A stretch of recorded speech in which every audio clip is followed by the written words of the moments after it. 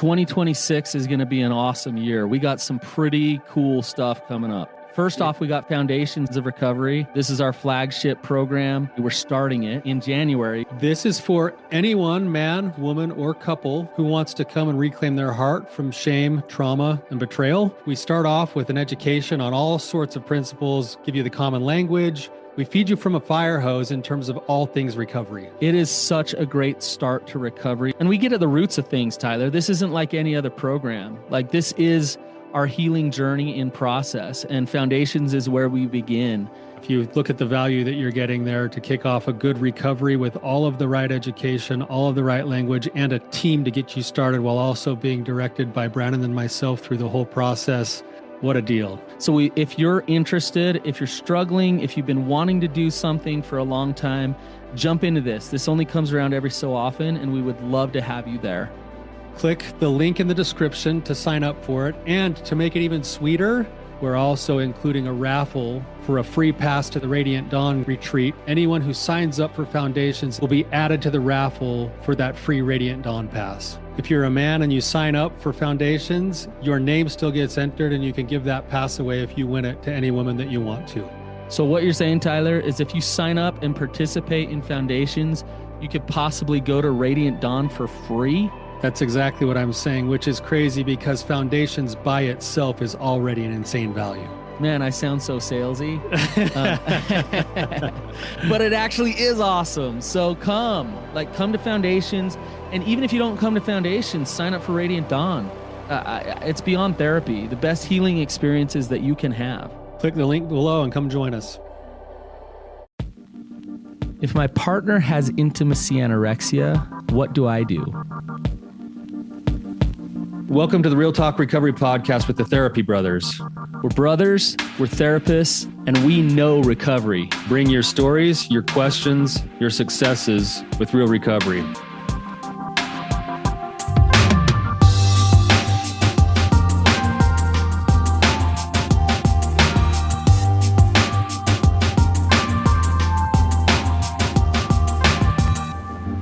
All right, you guys, welcome to this episode of Real Talk Recovery. I am Brandon by myself without Tyler today. So Tyler is off. He's actually herding some cattle on a mountain right now. So he's thinking that he's a true cowboy right now, but I'm sure he's needing to be taught a few things by the actual cowboys there. But good for him. Hopefully he learned some things. He can teach me some things.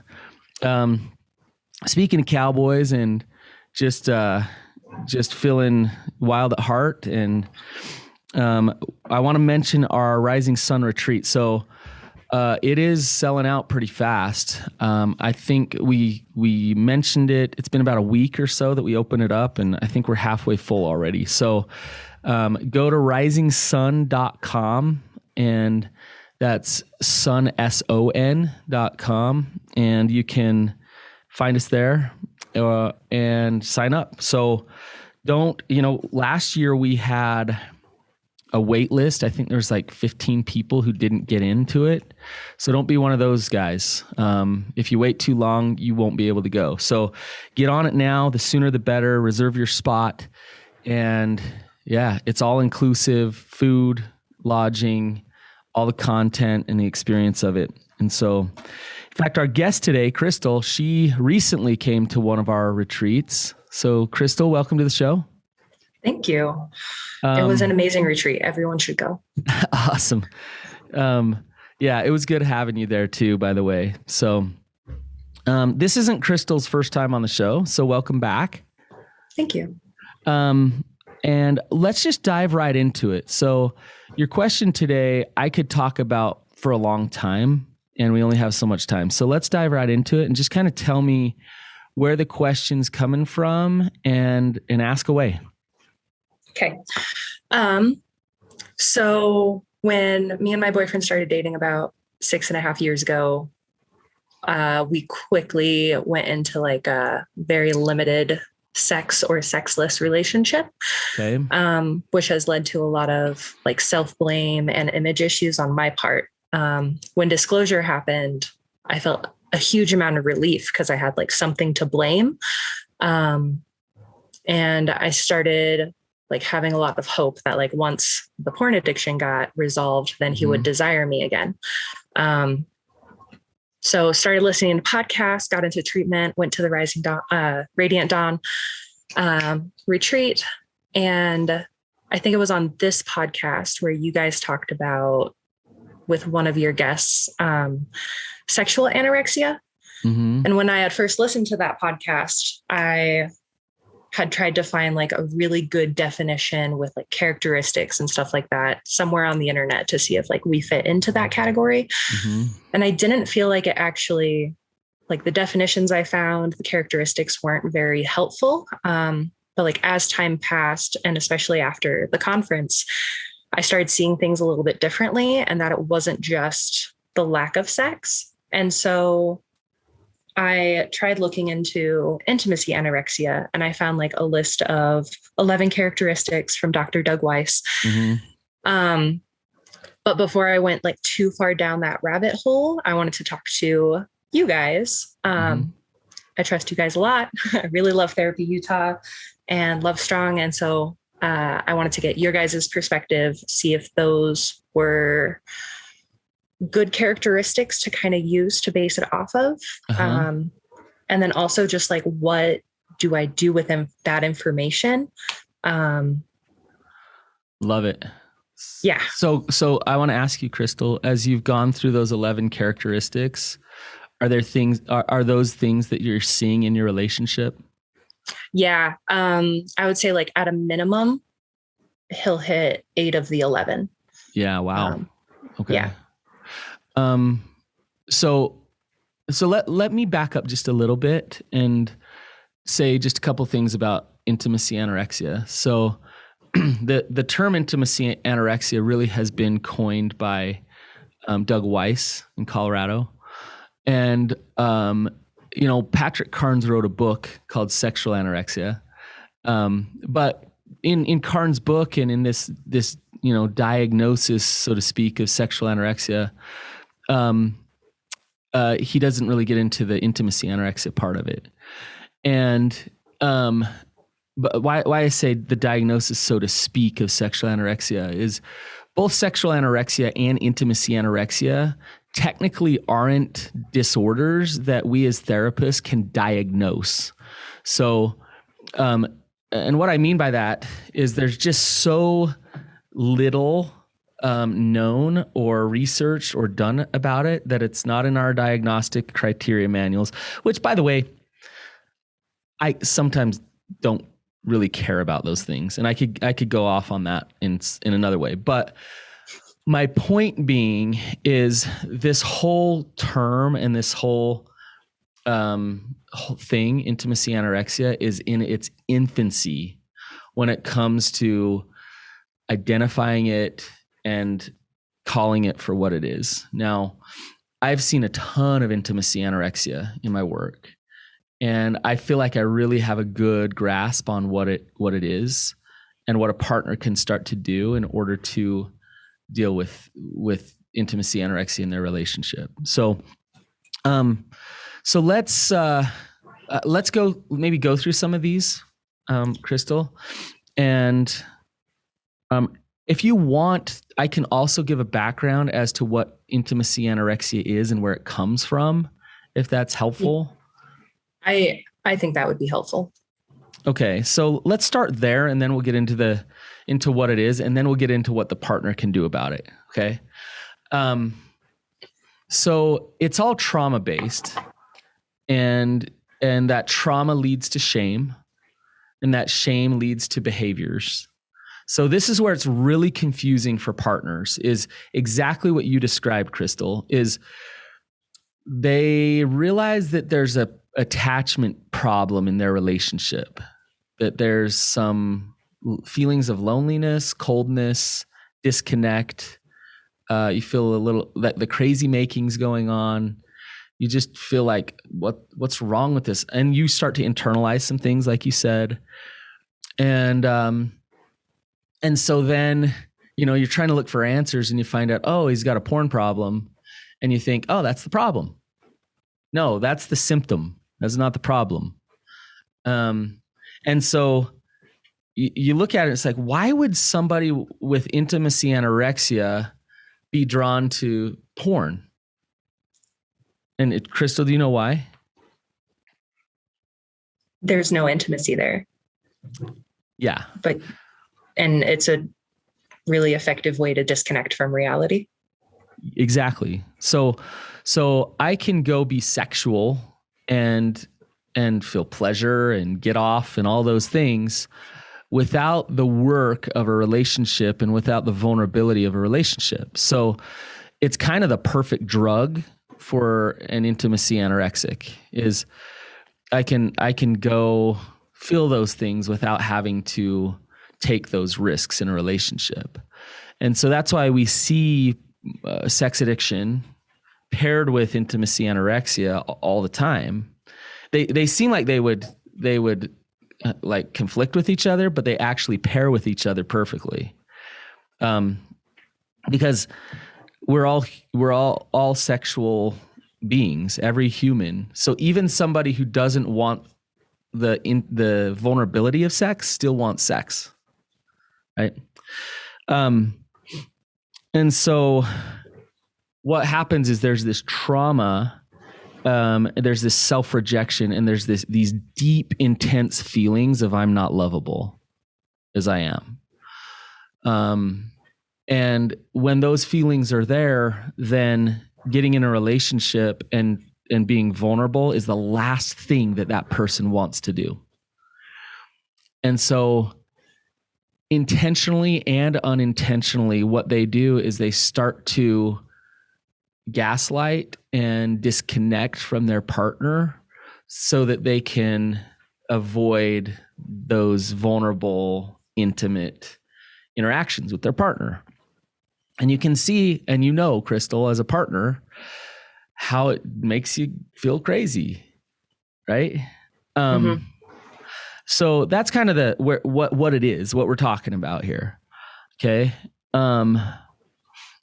So then there's acting in behaviors. So what the acting out with sex addiction is, hey, I'm doing things to numb my life out, right? The acting in behaviors with intimacy anorexia are all the little subtle gaslights and behaviors that they do to disconnect from a partner. And that's a lot of these 11 things that you're gonna describe here. So let's talk about some of those things, Crystal, if you could go over some of those. Yeah. So from the website, those 11 characteristics, busy, staying busy so that way they don't have time for their partner, blaming their partner for problems within the relationship so that way like they don't have to accept blame, withholding love, like won't use the love language that they know their partner receives love in, withholding praise, withholding sex, withholding spirituality, unable to share feelings, criticism, ungrounded, ongoing criticism to like create distance in the relationship, anger and silence to push away, punish, or control, money to control or shame their partner. And then it feels like a roommate relationship instead of a relationship. Yep. So that, is there more, Crystal? Those are the 11 from that website I found. Yeah. So yeah, that describes it well. So you can see it's interesting because why are they in a relationship then? Yeah. And the reason is because they're human and there's something instinctually still wants a relationship. But something deep down really doesn't want connection. You can see kind of the just crazy position that puts them in, right? Mm-hmm. And I feel like, sorry. Go ahead, please.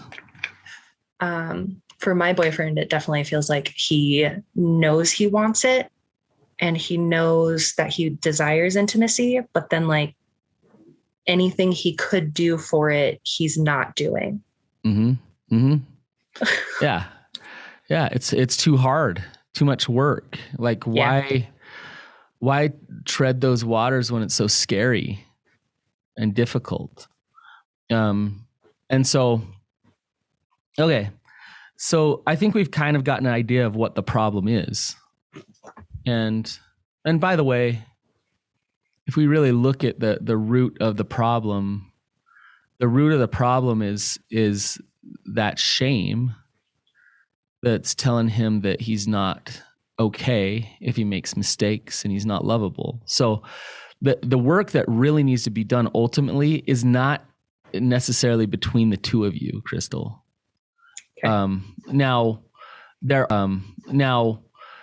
are things that you're going to have to do in the relationship to start to practice and nurture vulnerability and intimacy.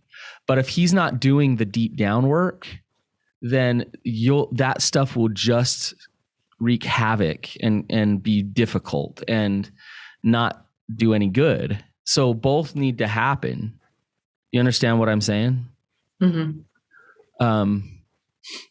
So, you know, when there's an intimacy anorexic, they can absolutely be aware and mindful and conscious of their acting and behaviors, and just pay attention to how they're doing that to their partner. But that's the management of the symptom, not the healing of the problem. Right. So, and you don't have to talk too much in detail about this or give anything here, but I just want to ask you this. Are you aware that there is trauma in his past? Yes. Yeah. Okay. So you know where these feelings and things are coming from. Yeah. Mm-hmm. So that's good, because you can have compassion for him and understand why he is the way he is. You can't do his healing for him. And just to be clear with yourself, that if he's unwilling to do that type of healing, then he'll probably still struggle with this type of behavior in your relationship, right?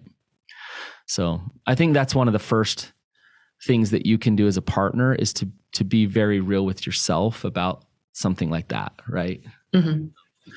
Do you see a desire for him to go there, to heal these things? Yes, I do. I think it comes back to it's hard work, and it's painful work for him too. Uh-huh. Yes. And so I definitely still see a lot of hesitancy to do that kind of work. Mm-hmm. Yeah. And do you know what I talk about this all the time, but do you know what doing that work would look like or entail? Oh man, now I feel like I'm on a quiz show. Well, I'm kind of asking you it so I can answer it, right?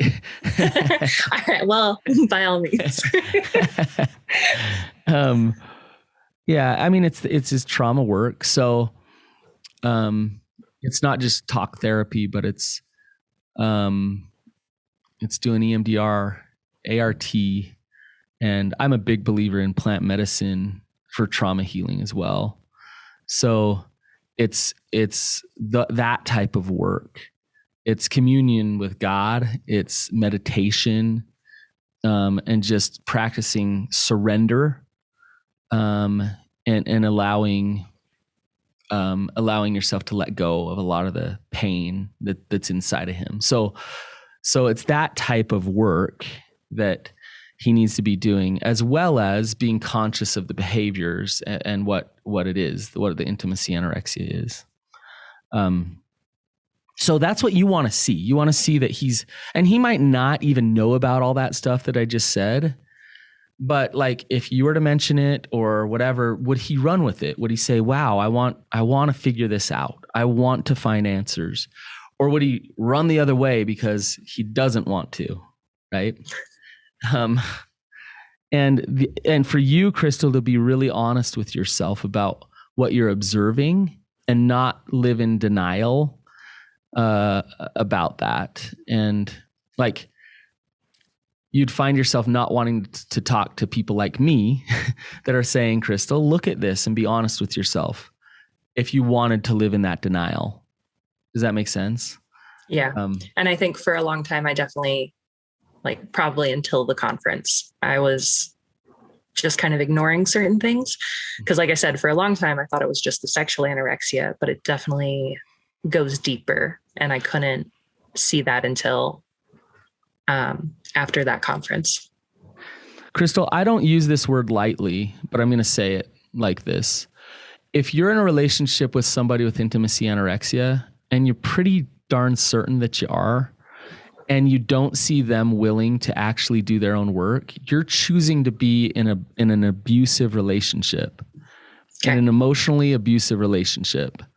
And so just to be clear with yourself, like, that's what I'm choosing if I don't see that he's willing. Now, if he is willing, then you're choosing to be in a relationship with somebody who is trying to change and trying to work toward healthiness in your relationship.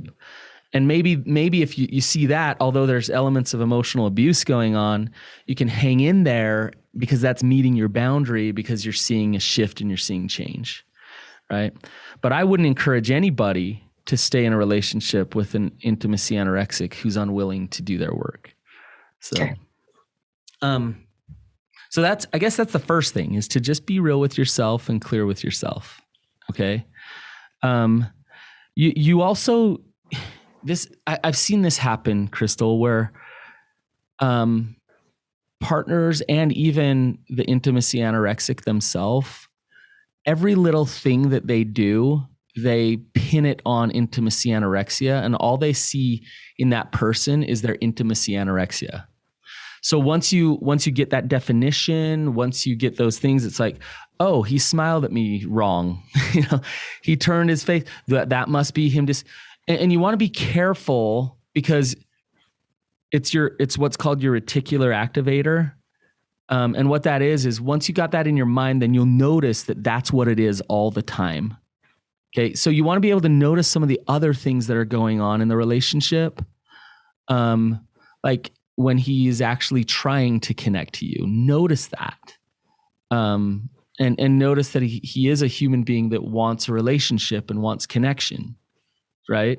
Because if all you're seeing is the intimacy anorexia, what are you going to experience?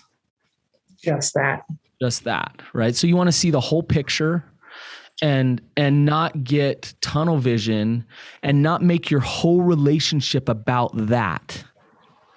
Okay.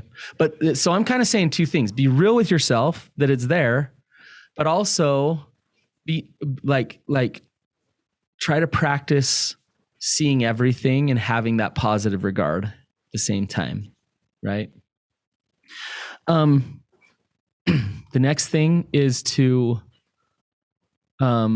focus, and we always say this, Crystal, but to focus on your own self and your own self-care. So you need a plan, and you need a lot of what we call recovery capital if you're in a relationship with an intimacy anorexic. So good friends, support, places you can go if you need to just kind of disconnect and take a break from it for a minute.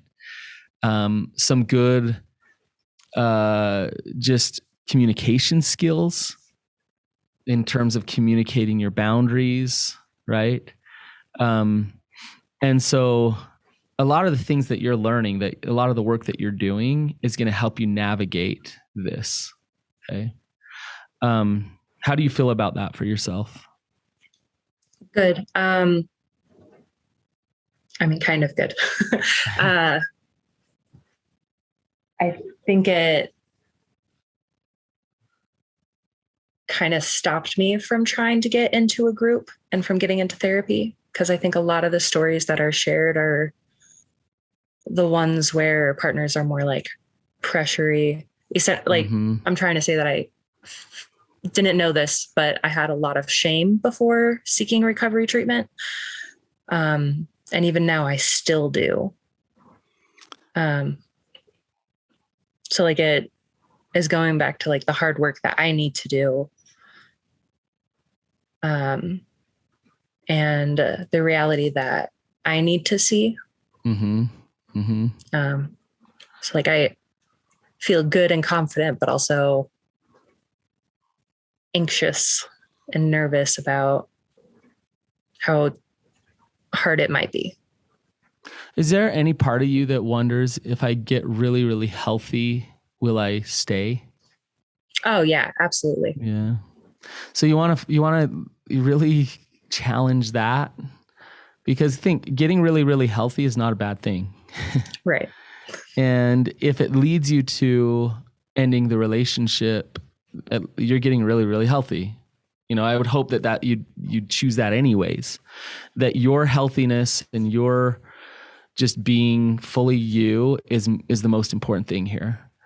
And hopefully getting really, really healthy will help you navigate this and your relationship thrives. That'd be awesome. Yeah. But there's no guarantee of that. So don't hold yourself back if you think that he's going to hold himself back in his growth and his recovery. Okay. Crystal, this has been a really good, fast conversation. So we started a little late and we're running out of time. But I really appreciate talking about this. Do you have any last question for me? I don't think so. It's just good to hear that it is a good thing. It is a thing that exists, and that it's definitely still going to be like a hard road of recovery, but it's going to be a good one for both of us then. Keep it conscious. So what I mean by that is like, don't just fall into the ruts and just go along and be like, yeah, here I am lonely again. No, this is consciously something that I'm working on to navigate in our relationship, and that I hope that you're working on, right? You can't nag him or force him or make him do his recovery, but you can say, I am aware. My head is not in the sand here, right? So keep it conscious and keep doing a lot of the things you're doing, Crystal. You're killing it. You're doing awesome in so many ways in your recovery. So I've seen you in action at the conference, and I know that you're really taking charge of yourself and taking accountability for your own work. So just keep that up. So, okay. All right, Crystal, have a good day. Thank you. You too. Okay. We'll see you later. Yep. Bye. Bye.